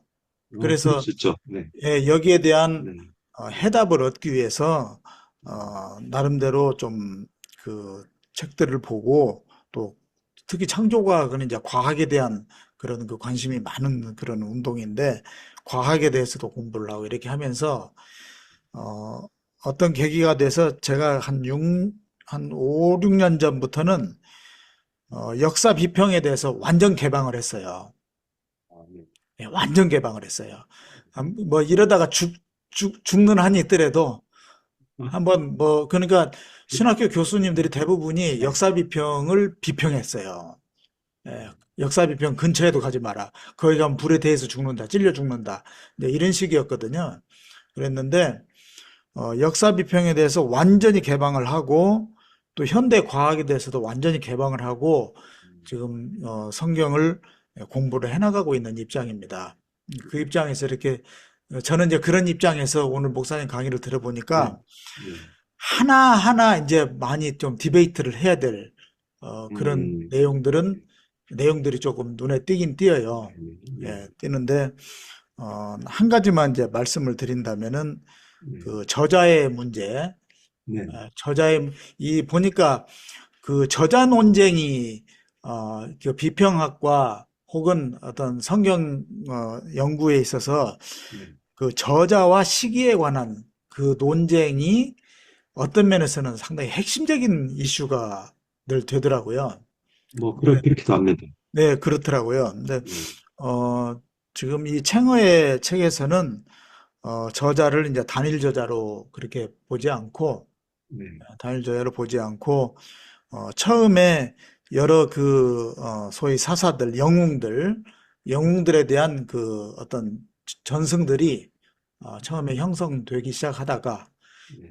1차적으로 그렇게 되다가 이것이 아마도 다윗 솔로몬 시대 때 통일 왕국 시대 때 뭔가 좀 수집이 되면서 서서히 문서화되다가 그것이 이제 1차 작업인데요. 그 다음에 2차로는 요시야 왕정기 때 이 왕권을 중앙 집중화를 하면서 왕권을 강화하는 그런 그 흐름이 형성이 되면서 이스라엘에 왕이 없었기 때문에 이런 각자 지 소견대로 살았다 하는 그런 말들을 하면서 이제 왕권을 좀 더 강조하는 어떤 그런 흐름이 있었다 하는 것이고요. 그 다음에 이렇게 말하자면 은혜를 받고 그다음에 배반을 하고 그다음에 살려달라고 몸부림을 치고 그리고 나서 하나님께서 은혜를 베푸셔서 이렇게 살아나는 그 소위 그 사이클이 있잖아요. 네. 이 사이클에 대한 최종적인 형성은 바벨론 네. 포로기 이후에 소위 신명기계 신학이 충분히 숙성이 되면서 음. 그런 방식으로 서술이 되었다 하는 이제 그런 이야기를 이 책에서 하고 있어요. 그냥 참고로 그냥 말씀을 드립니다. 뭐 우리가 다 어떻게 알 수 있겠습니까? 이제 그러나 이제 이런 견해도 있다는 것을 한번 말씀드려 봅니다. 저작 시기에 대해서는 제가 뒤에도 이제 좀 얘기하고 있는데, 저는 한 세 가지 정도를 이제 얘기했습니다. 그러니까 예를 들면, 그, 정말 좀 보수 책에서는 보통 한 1050년 이전에, 예, 1050년 이전에 좀 기록됐을 것이다. 이렇게 보고, 저는 조금 그 이유로 봅니다. 그러니까 저는 이제 그 뒤에 어떤, 그러니까 사무엘에서부터 시작됐을런지는 모르지만, 뒤에 어떤 선지자 그룹에 의해서 좀 그런 게 좀 되지 않았을까 보고 또 제가 이제 세 번째로 제시한 게 바벨론 포로기 이후에 7세기 내지 6세기 그렇게 보는 견해도 있습니다. 저는 사실 이거는 제가 아까도 이제 추정이라는 말을 했듯이 제가 성경에 대한 권위를 제가 뭐 헷갈려하거나 제가 거기에 대해서는 확신이 없다는 게 아니라 사실 그런 요런 부분은 좀 명확하게 또 뭐 언제일 것이다 이렇게 얘기하기가 좀 힘들기 때문에 제가 그래서 이제 어떤 추정이라는 표현을 했고 제가 목사님들 몇 분하고 같이 스터디 그룹이 있는데 사실은 모세오경의 저자를 저만 모세로 인정하고 나머지 분들은 다 바벨론 포로 이유로 봅니다. 네, 그래도 저희가 그렇게 보더라도 충분히 같이 공부하고 토론할 수 있는 이유는 제가 이제 한 가지 뭐 몇 가지 얘기를 했죠. 우리가 입장이 중요한 게 아니다. 내가 보수교단에 속해 있기 때문에 앵무새처럼 보수교단 입장이 어떻다. 네, 우리 통합측 목사님들 몇 분 계시거든요. 그럼 예를 들면 내가 통합 측에 속해 있으니까 통합 측 입장이 어떻다. 그거 너무 유치하지 않냐? 무슨 주장을 하든지 거기에 대한 좀 근거를 가지고 우리는 그러니까 좀 얘기를 하고 이렇게 하자. 그러면 사실은 어떤 입장이다 이런 게 별로 중요할까? 신학교 교수들한테는 중요합니다. 예를 들면 이제 제가 속한 교단의 교수들은 어쩌면 저 이상으로 더 이제 좀 비평합을 수용할 수도 있지만 결코 그런 표현을 할 수는 없습니다. 하는 순간 바로 잘립니다. 그래서 그건 이제 교수님들 입장이고, 우리야, 뭐, 굳이 뭐, 그런 어떤 우리가 속한 교단의 입장을 앵무새처럼 그렇게 말할 필요는 없는 것 같고, 어쨌든 자기가 왜 그렇게 생각하는지, 또 어떤 면에서 그런 걸 지지하는지에 대한 그런 어떤 얘기들을 한다면 어떤 결론을 가지고 싸울 필요는 없다고 보거든요. 그래서 저는 이제 한 네다섯 분 이렇게 같이 같은 책을 읽고 혹은 뭐 성경 본문을 가지고 이렇게 얘기하더라도 사실 결론적인 입장은 다를지라도 그렇게 크게 불편하진 않습니다. 예. 예, 감사합니다. 우리 이제 일반 성도는 우리 황영애 집사님이 유일하신데 오늘 어렵지 않게 아마 들으셨을 것 같아요. 그렇죠? 네. 그래서 오늘 들으신 좀 소감 또 우리 김 목사님이 약간 더 이야기한 이제 그런 것도 있는데 좀 어떠셨는지 좀 듣고 싶습니다. 아니요, 사사기에 대해서 차근차근 쫙 나열해 주시니까, 예, 솔직히 이해가 다 되었어요. 이해가 좀 많이 되었어요. 무엇보다도 제가 여기 참여한 이유는, 예, 목사님들의, 예, 설명이 너무 좋기 때문에 지금 시간 날 때마다 들어오거든요. 예, 그리고 오늘 또 역시 유익한 시간이었는데, 제가 이 8시에 밥 숟가락 놓고 들어왔기 때문에 잠이 쏟아졌어요. 그래서 중요한 부분을 조금 놓쳤지만 혹시 녹화는 안 하셨나요? 녹화하고 있습니다. 예, 아, 네. 다 그냥 다시 한번 올라가니까 더 들어야 될 것 같아요. 예. 네, 더 들어야 될 것 같은데 제가 잠결에 조금씩 빠뜨린 게 있다 보니까 그치만 순삭에 대해서 쭉 나오니까 되게 좋아서 유익했어요. 나중에 이제 녹화본을 몇 번 들으시면은 이제 아마 다 네, 암기까지 안 되겠습니까? 네, 우리 네, 이민호 맞습니다. 목사님은 좀 어떠셨는지요? 좀 하시고 싶은 이야기, 질문이나. 뭐 제가 이제 뭐 전문가도 아니고 그러기 때문에 그런데 저는 이제 아까 그 교수님 말씀 여러 가지 말씀 뭐 비평적인 거라면 견해는 이제 앞으로 계속해서 또 바뀔 거라고 저는 생각이 들고요. 저도 역시 뭐 보수교단의 성결교회 목사고 저도 졸업 이후부터 계속 목회만 줄곧 해왔고 물론 뭐 개중에 뭐 학교에 가서 강의도 한 20년 정도 하긴 했지만 그런 비평적인 입장이나 이런 것들은 뭐 상황이 다 다르기 때문에 뭐 중요하지 않고 다만 분명한 논거가 있어야 된다라고 하는 생각이 있는데 어쨌든 간에 사사기에 대한 이야기를 할 때 아까 우리 교수님이라 불러야 되나? 교수님께서 목사님께서 아까 패턴 세 가지를 말씀하셨잖아요. 네, 근데 그 세 가지 패턴이 바뀌는 이야기를 했었을 때 그것이 이제 관찰의 수준이니까 관찰해서 말고 이제 그럼 이렇게 바뀐 것을 통해서 우리 혹시 발견하셨던 거나 말해주고 싶은 메시지 같은 것들이 있는지 왜 그렇게 맨 마지막에 가서는 구하지도 않는데 두 번째는 평화의 상태가 나오지도 않는데 이런 차이에 대해서 조금 부연해서 말씀해 주실 게 있는지 좀 질문하고 싶습니다. 사실 굉장히 중요한 부분입니다. 제가 어떤 사사기를 전체적으로 연구하고 저는 제가 사사기 책을 써야겠다라고 결심한 게 제가 이제 사사기 강의를 한 7, 8개월을 했습니다. 저희 교회에서.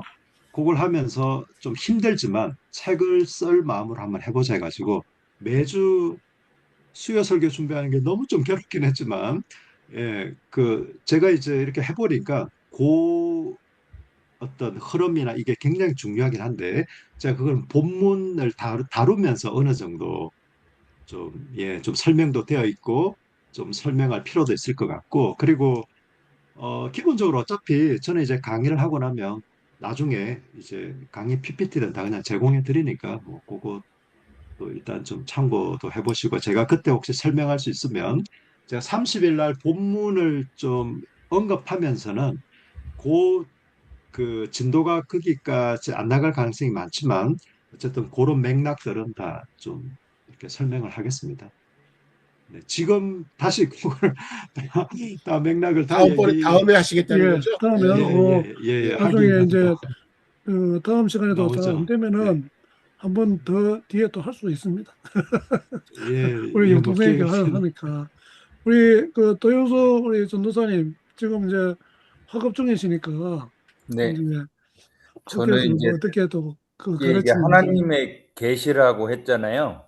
그렇다면 아까 여호수아기나 이런 거에서 볼 때 진멸하거나 이제 이런 부분들을 보면 이게 하나님이 사실은 그 당시 이스라엘의 부족신으로 받아들여지거든요.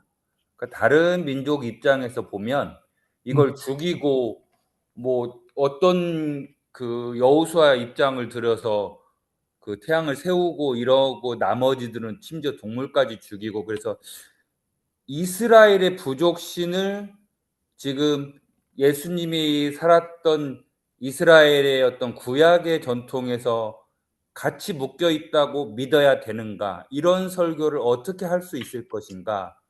그다음에 이제 이 예를 들면 우리가 조선시대 때 최고의 학문 기관이라는 성균관에서 사서 삼경을 배우잖아요. 그러면 논어, 맹자, 대학, 중용 그리고 시경, 서경, 뭐 주역 이런 것들을 배웠습니다. 근데 조선이 망했거든요.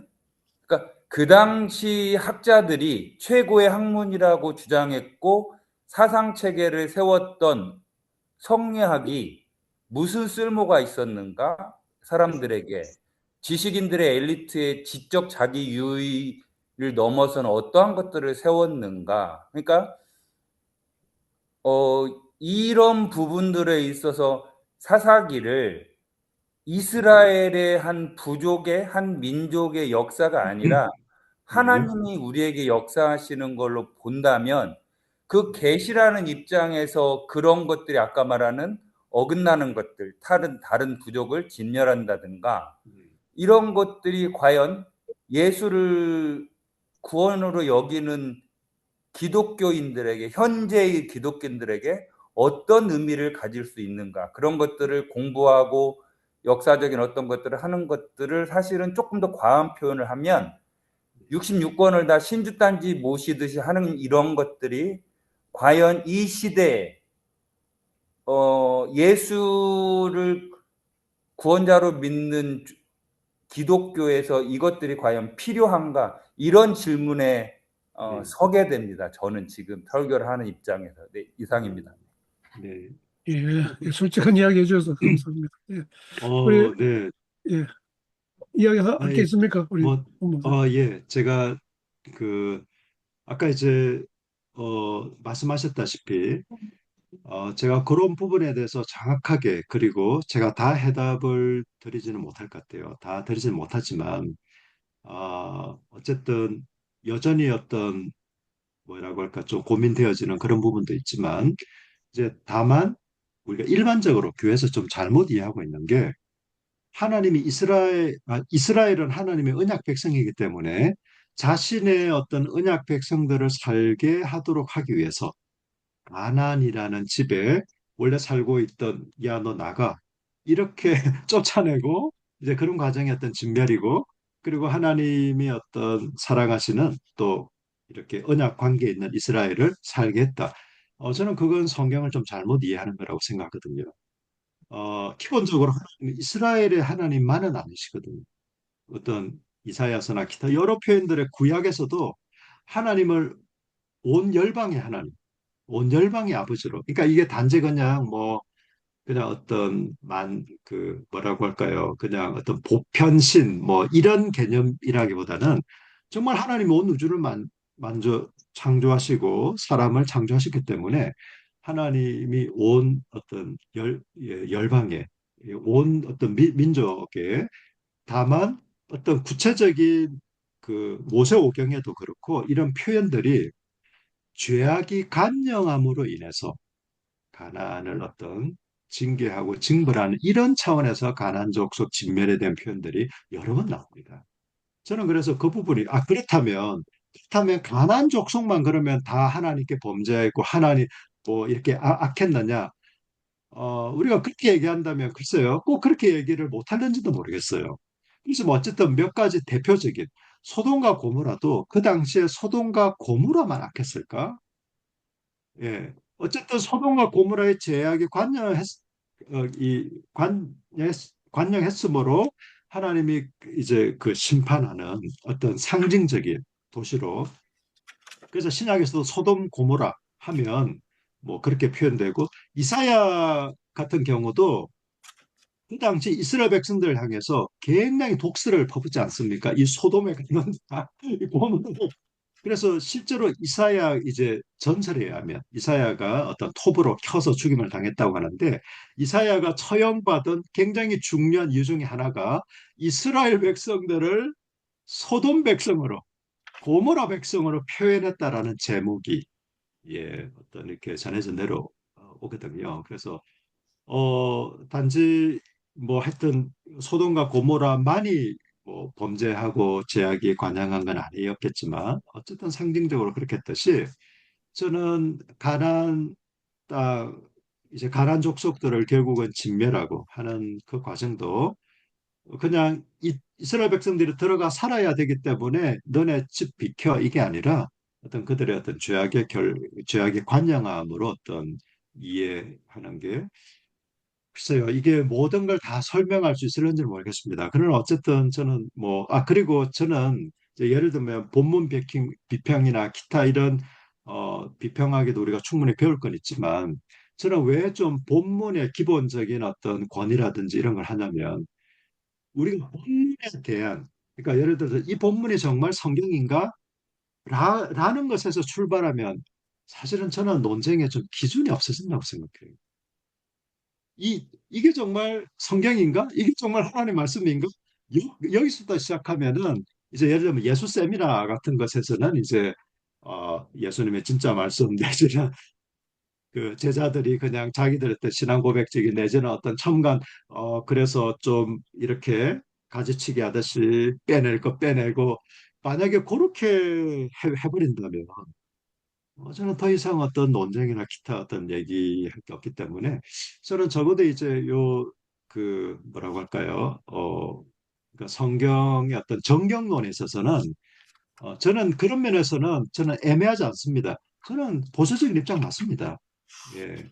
그러니까 저는 뭐 그 중간의 형태 그렇지 않고 저는 이제 뭐 우재영 목사님도 그렇고 우리 뭐 같이 공부하거나 또 주위 사람들한테도 그렇게 얘기합니다. 그러나 저는 저희 성도들한테도 어떻게 얘기하냐면요.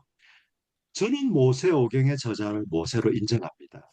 그러나 다른 신학자들이나 기타 목회자들 중에서도 모세오경의 저자를 모세가 아니라 구전으로 내려오다가 바벨론 시기에 또 포로기 때 어떤 최종 편집된 것으로 보는데 저는 그럴 수도 있다고 봅니다. 그렇다고 해서 그걸 이상하거나 혹은 잘못되거나 불신앙적이거나 그렇게 보실 필요는 없습니다라고 얘기하고 저는 문맥상 크게 차이가 안 난다고 생각해요. 출애굽, 출바벨론. 예. 사실 맥락적으로 보면 그게 이제 예, 출애굽한 이스라엘 백성들한테 필요한 거나 출바벨론 한 백성들한테 필요했던 거나 저는 그렇지만 제 입장은 분명히 얘기합니다. 저는 모세오경 저자는 모세라고 생각합니다. 라고. 예. 예, 그래서 저는 뭐, 좀 애매하진 않습니다. 예, 그 정도 이야기 들으면은 뭐 충분한 것 같고, 우리 네. 그 문제 가지고는 뭐 이야기하면 뭐 이제 결론은 낼 수 없고, 이제 여기서 뭐 해답은 이제 얻을 수 없죠. 그 시간이 좀 가서 우리 이정만 목사님 그래도 좀 한마디 해주시고. 예, 아, 제가 구약 공부가 짧아서요.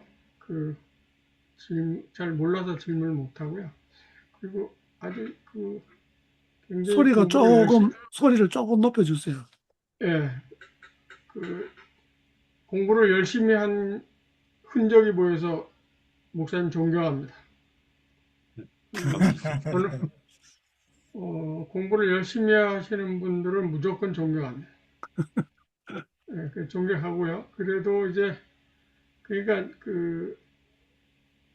대개는 이렇게 이제 공부하지 않는 분들은 복음주의와 자유주의 이렇게 구분하던데 합신의 교수도 그렇고 예수 세미나 교수들도 그렇고요. 복음주의 대 비평주의 이렇게 구분하더라고요. 진보적인 공부하는 사람들을 비평주의라고 하고 아니면 이제 복음주의 이렇게 하는데요. 근데 이제 복음주의가 세계 기독교의 8% 정도밖에 안 되는 겁니다. 그러니까 그게 뭐 전부가 아니에요. 그걸 알고 이제 있습니다. 아실 필요가 있고요. 하나는 그렇게 존경드림에도 불구하고 이제 저하고 공부하는 방법은 많이 다릅니다. 많이 다른데 그러니까 내가 뭐 불만이라기보다 저하고 다른 걸 한번 말씀드리면 네. 복음주의가 가져왔다고 하는 그게 보면 타락, 심판, 구원이라고 하는 이 프레임을 가지고 있어요. 네, 네. 모 목사님 강의 중에도 네. 사사기에서의 어떤 범죄, 네. 심판, 구원하는 그런 프레임으로 설명을 하시더라고요. 네, 네. 그러니까 네. 그러면 자 이렇게 하면 그러니까 이제 목사님 성서 이해하는 방법 중에서 맥락이 가장 중요하다. 그게 인상 깊은데요. 자, 이제 맥락이 가장 중요해요. 그게 공시적 해석인데 거기에 이제 보태자면 저자의 의도를 찾는 거가 무엇보다도 중요합니다. 왜 그게 이렇게 쓰여졌나? 그러면 이제 그대 시대 상황에 왜 그런 내용이 필요했나? 그러면 지금 우리가 구약 성서는 특별히 역사적 사실, 히스토리적 의미는 상당히 높게 평가할 수 없는데, 그러니까 해석된 역사잖아요. 해석된 그렇죠. 역사인데 왜 그렇게 해석했냐를 그 시대의 저자의 의도를 찾아보는 게 좋은데, 그렇게 창세기서부터 시작해서 타락, 심판, 구원이라는 흐름을 하면, 예를 들면요, 로마서 해석을 보면 로마서의 칭의를 루터는 이렇게 그리스도의가 우리에게 전가됐기 때문에 의로운 사람이 되었다라고 하는 도덕적, 윤리적으로 해석한 측면이 있는데, 그것을 극복했다는 색안점 논자들도 네. 하나님의 신실한 언약이다 이렇게 칭의를 이렇게 해석하거든요. 그게 이제 말하자면 그 구원 프로그램 틀에 구원 프레임의 안에서 로마서를 해석하니까 바울의 의도는 전혀 접근을 못하는 겁니다. 그러니까 아주 그 위대하다는 색안점 논자 톰 나이트나 뭐 제임스 don이나 그 샌더스나 그런 쟁쟁한 뭐 학문적 대가들조차도 네. 네. 전체 맥락에서의 바울 의도는 접근을 못한 거예요. 친구가 그 이스라엘의 그 자기들만 하나님이라고 하는 그 어떤 동일성을 해체하고 세계인의 하나님으로 만들기 위한 바울의 의도라는 걸 읽어내지 못한 거거든요. 그러니까 그것처럼 지금 이제 그 복음주의가 가지고 있는 함정이랄까, 이제 구원이 좋은데 하나님의 언약 백성으로서의 특히 이제 언약을 강조 많이 하시던데 강의하면서도 그러니까 그 언약 우리가 하나님으로부터 어떻게 구원받았나 하는 것을 읽으려고만 하면 그걸 관점을 알려면 어떤 틀이 생겨서 그 안에서 그 사람들이 어떻게 고민하고 어떻게 살았는가라는 그 상황을 읽기에 어려운 측면이 있습니다. 그러니까 저는 그런 측면에 지금 말한 그런 측면의 공부를 우리 김동일 목사님하고 그런 부분에 더 이렇게 이제 말하자면 구약 에릭 챙의 그런 부분이 많이 녹아 나와서 지금 우리가 사사기를 못하고 여태까지 여호수아까지 했는데요. 우리가 지금 공부한 그 흐름하고는 문 목사님이 지금 강의한 내용은 그런 흐름에서 많이 차이가 납니다. 네. 그러니까 지금 이제 그렇게 이제 저희가 이해하는 측면도 있다는 걸 좀 이해해 주시면 고맙겠습니다. 네네. 저기 지금 제가 보기에는 문 목사님이 그 사사기를 아까 그 구조로 보고 있는 게 아니라 사사기를 보면 그러니까 통시적으로 말하는 게 아니라 어떤 신학을 말하는 게 사사기를 보면은 사사기에는 분명히 그런 특징이 있거든요. 그래서 그거를 전통적인 입장에서 보려고 하는 사람들은 이제 통일왕조나 이제 사무엘로 얘기하는 것 같고 조금 아까 진보적인 사관이나 학문적인 입장인 사람은 되게 이제 신명기계 편집자들이 보는 것 같은 그걸로 주장을 하고 있는 것이 굉장히 차이가 나는데 중요한 거는 사사기에는 분명한 패턴이 있어요. 그건 본문에서 계속 반복해서 나오잖아요.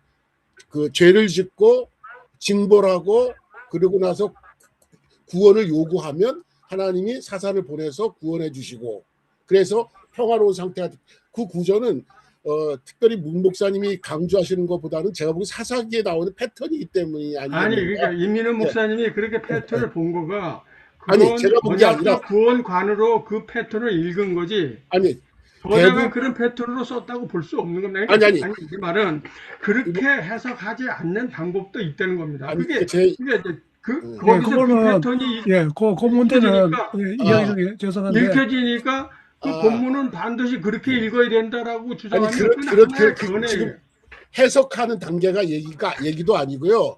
제가 이제 문 목사님이 아직 본문도 정확하게 막 들어가지 않았는데 제가 본 목사님을 변호하려고 하는 얘기도 아니고 그 얘기는 아직 뭘 주장했던 게 아니라 그 사사기에 있는 패턴이 그렇다라고 하는 걸 그냥 얘기했고 저는 질문이 잠시만요. 그 문제는 우리 다음에 김 목사님 그 사사기 그게 이야기할 때 아니 그 패턴이 하나의 해석이라고요. 그런 패턴으로 읽는 해석이 이민호 목사님이나 문 목사님이 그렇게 해석을 하는 거지. 그렇게 얘기하면 그건 저는 이제 아직 해석 단계까지는 못 갔고요. 아니 그러니까 그런 패턴 자체가 패턴으로 보는 해석이라고요. 그게 그러니까 그거는 그럼 제가 그러니까 저자의 의도나 그때 상황이나 다르게 그 상황을 묘사하는 책들도 많아요. 그러니까 이제 그 부분이 이제 저자를 그 바벨론 포수기 위해 신명기 편집기 쪽으로 보느냐 아니면 이제 아까 사무엘이라고 봤고 뭐 그 얘기를 했던 그거에 따라 여러 가지 얘기가 달라지고 그리고 아까 그 도전사님 얘기할 때 우리 또 문 목사님도 얘기했을 때 그 진멸법 얘기했을 때는 우리가 지난번에 우리 김정일 목사님 그 한때 이미 우리가 거기서 많은 인사이트를 얻지 않았습니까? 그 진멸법이라고 하는 것이 결국은 실제로 그러라고 하는 게 아니라 굉장히 은유적인 이야기였다. 실제적으로 봐봐요. 그 사사기에 그렇게 범죄하고 심판하고 구원하시고 간구하고 하는 이 패턴이 읽는 건 뭐와 같은 거냐면, 자, 창세기를 타락서로 읽는 사람들은 아담이 그 불복종한 거 맞지 않느냐? 그러니까 그걸로 이제 타락설화가 맞다, 이렇게 하는 하나의 해석일 뿐이지, 유대인들은 그걸 타락으로 읽지 않아요. 유대인들이 그걸 만든 사람들은 그건 하나님의 불복종을 했지만 하나님이 그들을 이끌어내시고 이렇게 살도록 이끄는 은혜의 교리라고 탈무드에서는 이야기해. 그 은혜의 설화로 설명하고, 다른 그 저기 동방정교회나 그런 데는 사사기도요? 다시 어떤 소회나 이런 걸로 설명하고 그러거든요. 그러니까 이걸 본문이 그거 있으니까 그게 맞다 이렇게 하는 건, 아니, 지금 이제 그 말한 그 프레임을 정한, 그러니까 언약 구원이라고 하는 프레임이 너무 공고해서, 제가 말하는 성서를 전부 그렇게 읽으면 그 상황을 읽기에 어려움이 좀 있다. 예, 그런 얘기. 오늘 그 정도 뭐 이야기가 충분히 뭐 예, 이야기 거기에 대해서 제가 한 말씀만 얹으면은요, 이게 그 패턴이라고 하는 것이, 처음 사사한테 전형적으로 하나가 딱 제시가 된다고 이야기하더라고요. 근데 뒤에 사사들한테는 그게 막 흐려져요. 흐려져서 사사기 전체의 어떤 그 패턴이라고 볼 수가 없고, 예, 그냥 처음에 누굽니까? 온니엘입니까? 거기에 대한 이야기에서 그 패턴이 조금 보이기는 보이는데, 그거를 모든 사사들의 패턴에 다 적용할 수 없다. 근데 이런 그 글을 제가 본 적이 있습니다. 아무튼 여기에 대해서도 다양한 그런 아니, 관점. 저도 그래서 아까 질문이 그거였어요. 우리 예. 문 목사님 얘기했을 때 패턴이 5가지, 3개, 4개, 3개 있는데, 근데 그걸 다음 시간에 하겠다 그래서 저도 그냥 빼버린 겁니다. 특히 삼손 쪽으로 가면은 그게 그냥 흐지부지하니 그냥 엉망돼버리는 예, 지금 이제 그것에 대한 것을 왜 그랬느냐를 이제 설명해 주시는 게 이제 과제인 것 같아요. 예, 그러면 우리 그리고 저 헤렘 잠깐 이야기 헤렘 이야기 해야지. 30초만 하겠습니다. 그 뭐 안 하시겠어요? 헤렘에 대한 그 해석이 이제 어렵긴 어려운데, 제가 이 챙어의 책을 보면서 배운 것이 뭐냐면은, 그것이 그 아시리아의 그 전쟁 패턴, 전쟁 어떤 것을 그것을 차용해서 한 일종의 은유적인 표현이다.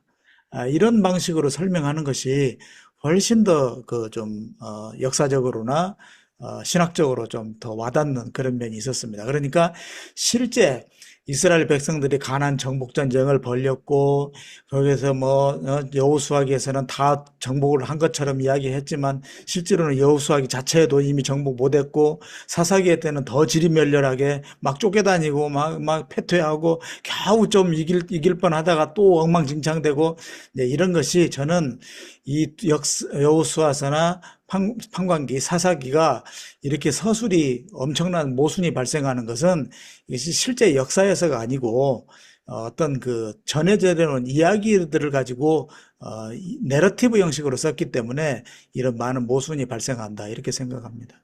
제가 들어보니까 결국 이제 그 우리 역사서라고 성경에 이제 역사서라고 하는 것도 해석된 이제 그 역사로 이제 그 기록이 됐잖아요. 그럼 우리도 또 그것을 이제 어떻게 해석하느냐 이제 이 문제가 있기 때문에 이게 두 가지가 서로 맞물려 있어가지고 이제 더 이제 복잡하지 않은가 이런 좀 생각은 듭니다. 이게 우리 다음에 저도 잠깐 좀 얘기할 예, 수 예. 있을까요? 네. 네. 아까 이정만 목사님과 또 이제 다른 분들 말씀하신 거 저한테도 이제 굉장히 생각거리도 되고 어, 또 이제 굉장히 유익한 것 같습니다. 그러니까 그냥 저하고 좀 생각이나 입장이 좀 다르다고 해서 저는 결코 터부시하지 않고 그 뭐 제가 가진 장점 중에 하나 같아요. 그냥 그렇다고 무조건 수용하지 않습니다. 다만 이제 정말 그러한가 내지는 거기에 대해서 좀 더 고민하고 생각할 게 있다면 좀, 예, 좀 그렇게 하는 좀 편이라서 그런 부분 제가 당장 여기서 뭐 어떻게 입장을 취하고 이런 건 아니지만 제가 좀 더 고민할 부분은 고민하고 이렇게 할 건데요. 다만 이제 저는 그 복음주의나 개혁주의를 그렇게 썩 좋아하지는 않습니다. 그래서 뭐 창조과학회는 아예 그냥 좀 가까이 하지 말라고 저희 성도들한테도 얘기하고, 예, 별로 좋아하는 편은 아니고, 제가 창조 타락 구속이라는 그런 프레임으로 저는 보지 않지만 그렇게 느껴졌을 수는 있을 것 같아요. 뭐 거기에 대해서는 제가 뭐 그냥 뭐 악유를 하거나 제가 디펜 뭐 방어하거나 그럴 생각 전혀 없고요. 그거는 뭐 별로 그건 어떻게 보시든지 그건 별로 중요한 건 아니니까. 다만 저는 이제 어떤 신학자의 어떤 신학적인 입장들이나 제가 우리 그 어떤 그룹에서 같은 어떤 같이 공부하는 목사님들 그룹에서도 제가 다만 이제 좀 느끼는 것 중에 하나는 그런 겁니다. 어떤 신학자가 이런 얘기를 했다, 내지 이런 관점이 있다라는 얘기보다는 저는 좀 더 본문에 좀 집착하는 편이긴 해서 요 본문에서 이렇게 표현되어 있는데 이런 거는 좀 어떻게 해석해야 되나 내지는 요 본문 어쨌든 기준은 그러니까요. 예, 좀 그렇게 말하는 편이고 그리고 아까 말씀하신 부분에서 제가 문맥을 중요시한다고는 했지만 저는 역사적인 배경이 너무 중요하다고 생각을 해요. 그 저자의 의도나 저자의 어떤 이런 그 사실은 선지서 같은 경우도 원청중이 있고 원독자가 있고 그렇지 않습니까? 그래서 복음서 역시도 마찬가지. 제가 아까 사복음서 얘기를 한 것도 이제 이 사복음서 그 마태 공동체나 기타 이런 공동체에 그 마태 저자가 썼기 때문에 그는 이제 그런 구약적인 인용들이나 기타 이런 걸 많이 한 거고 누가는 또 어떤 데오빌로 개인뿐만 아니겠죠. 어떤 그 당시에 어떤 이방인 그룹 또 그런 어떤 역사적 배경 하에서 그 성경이 왜 기록되어졌나라는 거는 아까 이정만 목사님 말씀하셨다시피 저는 굉장히 중요하다는 것에 어떤 공감하고 동의합니다. 네, 네, 그 동의하고 시간이 많이 갔는데요. 우리 네, 이민호 목사님하고 그 문 목사님하고 성서를 이렇게 그 접하는 시각이 조금 비슷합니다. 비슷해. 이민호 목사님도 그걸 많이 강조하시거든요. 성서 본문을 보려고 한다. 그 본문에서 얻으려고 한다. 근데 제가 이제 자꾸 제가 조금 엇박자 비슷하긴 해서 조금 죄송하긴 한데, 자, 이런 게 있습니다. 그 김근수 선생님하고도 토론하면서도 내가 이거 굉장히 강조하는 건데, 어, 잘 아시지만 김근수 선생님 성서신학자거든요. 네, 네, 성서신학자들이 가진 함정이랄까 그게 뭐냐면 나는 본문 중심으로 해석한다라고 하는 것이 그러니까 탈근대 철학자들이 뭐라고 하냐면요. 나는 순수하게 본문을 본다는 건 허상이라는 거예요. 그럼요. 어떤 철학, 네, 네, 나는 어떤 철학을 가지고 읽느냐를 자기가 깨달아야지. 네, 그게 이제 그 탈근대 이후의 언어나 개념이나 모든 철학자들이 순수한 내가 아니라 타자로부터 내가 뭐가 왔다는 거거든요. 내가 어떤 사유 속에서 성서를 읽게 돼 있습니다. 반드시. 그러니까 네, 네, 맞습니다. 중세 신학의 틀로 읽는지 아니면 뭘로 읽는지 나는 빈 몸으로 읽는다는 건 그건 허상이에요. 그러게는 있을 수가 없는 겁니다. 그래서 그럼요. 내가 어떤 시각으로 읽는지를 아는 게 중요해서 그래서 하이데거는 뭐라고 하냐면요. 선 개념이 가장 중요하다. 내가 선 개념이 뭔지를 아는 것과 모르는 것은 성서 읽는 거에 하늘과 땅 차이다는 거예요. 근데 전부 다 이제 성서학자들하고 제가 좀 토론하면 답답한 게 뭐냐면 나는 성서가 말하려는 것만 들으려고 한다. 아니, 이게 허상이라는 겁니다. 네, 탈근대 철학자들이 그걸 좀 유념해 주시면 좋겠습니다. 이 목사님, 근데 그 이야기가 왜냐하면 역사 비평 쪽으로 나갔을 때 그 참으로 허무하고 그리고 또 한 번도 정리도 안 되고 그리고 또 무엇을 말하는 거냐 하면 굉장히 나이브하게 그냥 대충 넘겨버려요.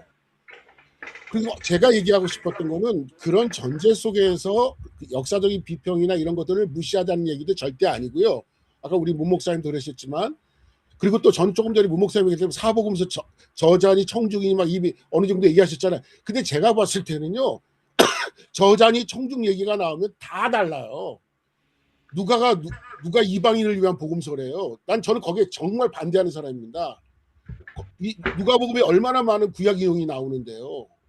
진짜 그렇습니다. 그렇게 다 다른 게 중요한 겁니다. 그러니까 제 얘기는 말을 그렇게 했다고 해서 강조점이 거기에 있는 거지 그 역사적인 모든 것들을 무시하거나 그러니까 역사실증주의는 비평주의의 한 흐름이고 지금 그러니까요. 거부되고 있고요. 역사실증주의 네. 그러니까 그 불투만의 비신화 하나라는가 이런 거는 그 누구죠?